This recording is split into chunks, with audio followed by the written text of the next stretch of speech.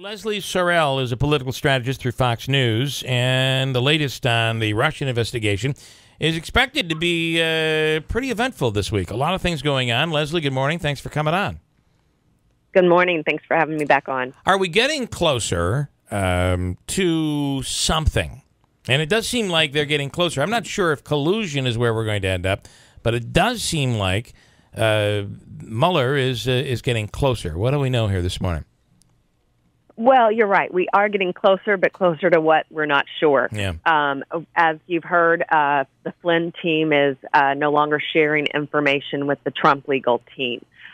We don't know what that means. That's speculation. It's pretty standard in legal communities to stop sharing in certain situations.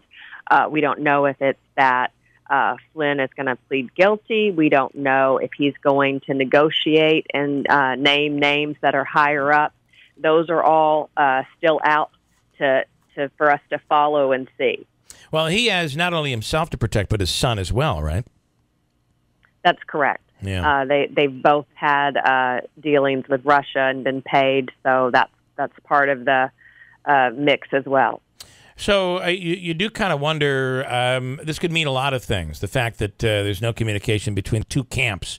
It could mean that he is cooperating, but it has absolutely nothing to do with collusion or the president at all, right? That's one of the scenarios. I mean, this could go back from a decade ago, or it could be this past election. So if the president's innocent, in theory, there's no worries. If he's done something bad, he has quite a bit to be worried about. Yeah. Is there any chance that the Trump legal team realized that Michael Flynn might be in some hot water and said, okay, for the purposes of public perception, we want to distance ourselves from you? Any chance that was the case, or was this Flynn? I think this is Flynn. This is Flynn leaving the what we know, Leslie, correct me if I'm wrong, is that this I've is heard Flynn. Yeah. Okay. That came from Flynn's team, Yeah. What about Paul Manafort? We are learning, and I'm not sure why this. The one thing that makes this such a story, and I know people are saying this is all manufactured, it's fake news, the media is making all of this up. But the problem is that when we're told, if your kid says, well, I didn't do A, B, and C, and then you find out a little later, you catch him and like, well, yeah, I did do A.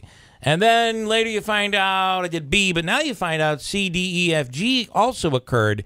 That's what's prompting people to begin to become suspicious. And that's the case with Paul Manafort, right? It seems that from what he told us, there was no connection to Russia, but now we're finding there was much more than we really thought.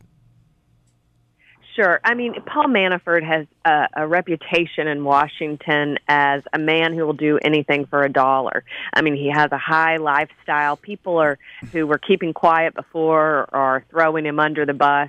But it's no secret. I mean, he's taken a lot of money from bad people and pocketed it as opposed to what he was supposed to do. So I think we're going to see more come out that's really bad. The reason supposedly that he was put on the Trump campaign team is he does have a very savvy knowledge of the electorate process, and that's the Trump campaign didn't have hardly any understanding of it.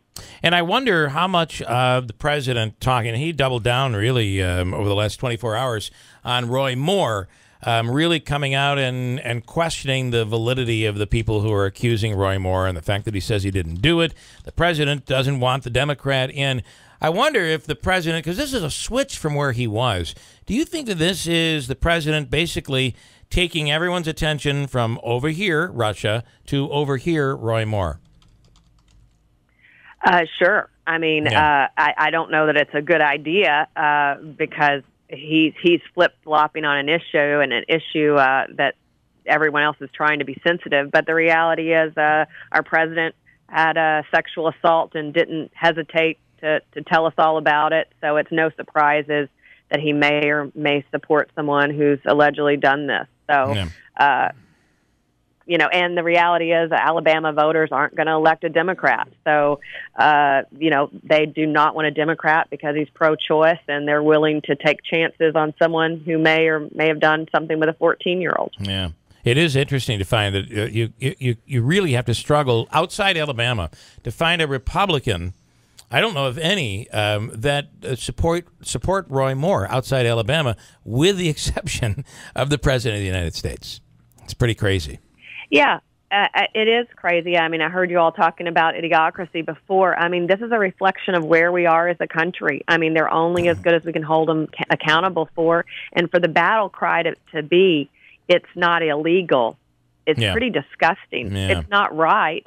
And why don't we strive to send our A team to Washington? Do we always have to settle for the C team? We should at least strive and try. So we've really got at a very sad point in our country. Yeah, if your defense is, I never did it without Mama's permission, that might be a legal defense, I guess, but it's pretty creepy.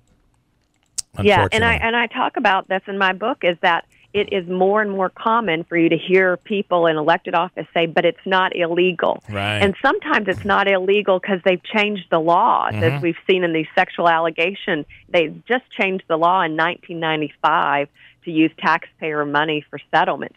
They do a lot of things in darkness that we have no idea exist. And then the reason they're not breaking the law is because they changed the law. And we talk about hypocrisy. I love seeing all of these Congress people out right now saying this is ridiculous that these rules exist in Congress where the taxpayer dollars are paying for these settlements.